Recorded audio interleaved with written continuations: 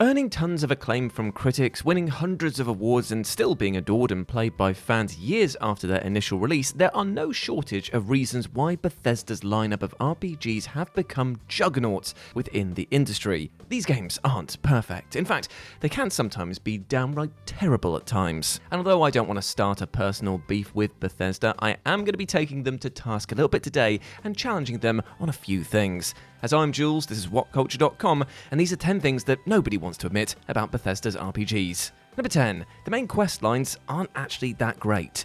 Whether it's Baldur's Gate 3, Mass Effect, or Cyberpunk 2077, the greatest RPGs are epic in terms of both their size and narrative ambition. And while Bethesda's collection of titles is best known for their expansive scope, their main plots have been consistently less impressive than other genre heavyweights. Although premises like fighting a world-ending dragon, finding your lost son in a post-apocalyptic wasteland, and venturing across the galaxy in search of strange artifacts definitely sound like the start of a grand adventure, these questlines have proven to be the least interesting parts of their respective games. The best moments in Bethesda's RPGs are instead found off the beaten path in side quests. Skyrim had the Dark Brotherhood, Fallout 4 had the Silver Shroud, and one of Starfield's main highlights was going undercover within the Crimson Fleet. Now that isn't to say that Bethesda's main quests don't have their fair share of standout moments, however. Battling dragons in Skyrim is still as exciting as ever, and Starfield's Entangled mission changed up the gameplay in some genuinely surprising ways. But unfortunately, these moments are far too rare for the main quest to be engaging as the rest of the bloody game. Number 9. There's too many fetch quests. Throughout the years, Bethesda's RPGs have generally stuck to the same formula. Now, while some of their trademark style has remained as entertaining today as it's always been, other parts of their games have not aged as well. And the most frustrating of all, though, is the mission design, which sees most quests play out as kind of like basic fetch quests. Most quests play the same across each game. Talk to a character to get the objective, head to a location to collect an item or eliminate an enemy, and then just head back to collect the reward. At its best, this formula can take players to some intriguing areas while pulling at enticing story threads. Sometimes the developers can even throw in other gameplay elements like puzzle solving to keep quests feeling fresh.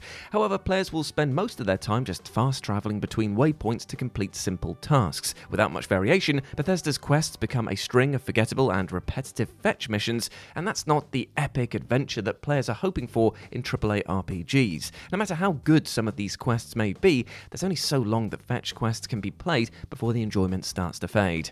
Number 8. The combat isn't that great. From demons to dragons, deathclaws and raiders and even space pirates, there's no shortage of foes to fight within these studios' titles, especially since most objectives require players to clear out areas of enemies. So it means that combat is one of the main mechanics that players will engage with. It's disappointing then that the combat has never really been that good. No matter which game, every enemy encounter boils down to pressing a button to either whack them with a melee weapon or blast them with a gun or spell. And while the likes of shouts and the VAT system alongside Starfield's own collection of powers definitely brought an extra layer to each fight, the clumsy controls and lack of enemy variety definitely made every encounter kind of feel the same. Moreover, without a sense of weight behind the attacks or strategies to use against different enemies, combat becomes a case of picking whichever weapon does the highest damage than anything else, and that's it. Even with an abundance of perks designed to let players tailor their own gameplay experience, the boost to stats that they provide don't really make much of a difference during gameplay. Compared to how different builds play in the likes of Cyberpunk and Baldur's Gate 3,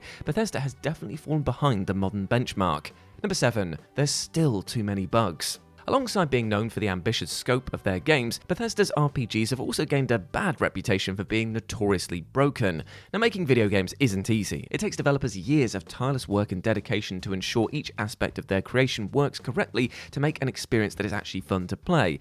However, there are going to be some issues that definitely fall through cracks during testing, and this is especially the case in larger releases. And in Bethesda games, well, the number of bugs present is on a whole other level. More than just the standard collection of glitches where characters clip through environments and the in-game physics doing some unintentionally hilarious things, players can expect to encounter at least one quest-breaking bug during their time playing. Whether it's scripting issues that stop quests from triggering properly or more serious issues that can ruin an entire playthrough, this lack of polish can severely impact the enjoyment of these games. Even Starfield, despite having significantly fewer bugs upon launch, is still plagued with dozens of glitches which dampen the gameplay experience. At a certain point, the sheer number of bugs stops being charming and just becomes downright infuriating.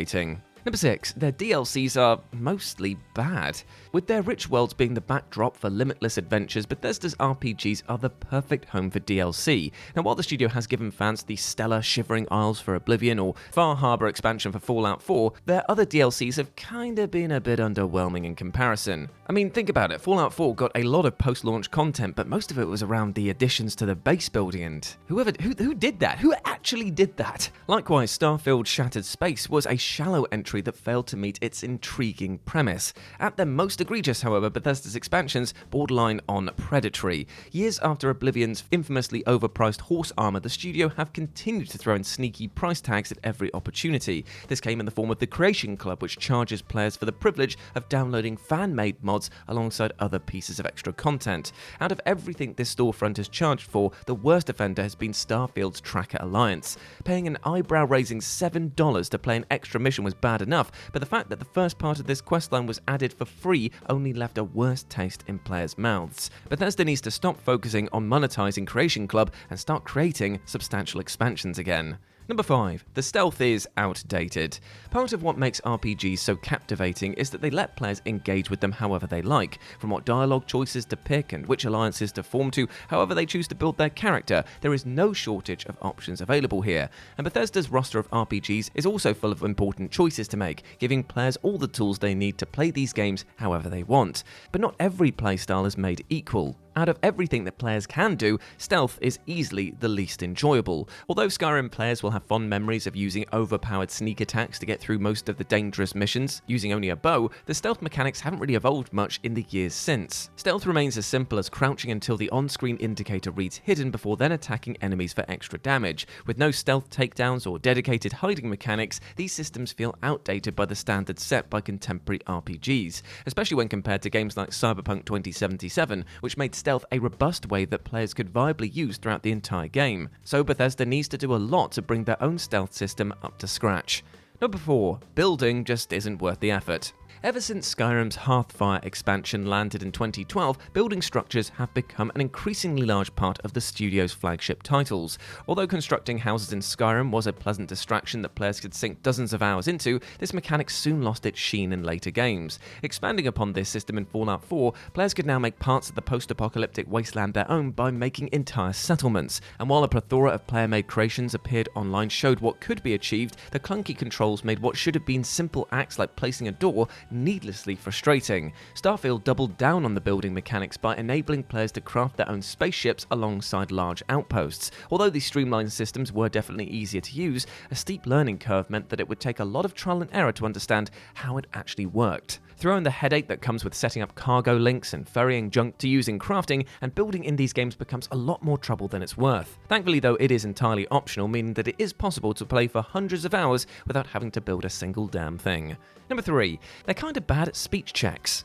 While tackling objectives head-on is always something that players can do in role-playing games, taking a less violent route is also a valid tactic. Alongside sneaking past enemies to get the job done quietly, another option is to turn on the charm and persuade characters to unlock a door or divulge some valuable information. Now, normally succeeding at a speech check depends on the player's charisma stats, with the higher the score meaning the easier it will be to talk yourself out of any sticky situation. But Bethesda's approach to this common mechanic, though, has a history of being more complicated than it needs to be. For example, these checks came in the form of a speechcraft minigame in Oblivion, where players gauged an NPC's reaction using a dialogue wheel. Fallout 4 gave a percentage chance to succeed based on their stats, and Starfield's system is, well, just a guessing game about picking the right dialogue option and hoping for the best. This is why Obsidian's Fallout New Vegas was the best, I'm just saying, because even when you failed speech checks, it gave you alternate dialogue and stuff like that, and it showed you what you're going to say, and it was so much better. Although it is admirable that Bethesda are willing to experiment and try something different with their games, the systems that they implement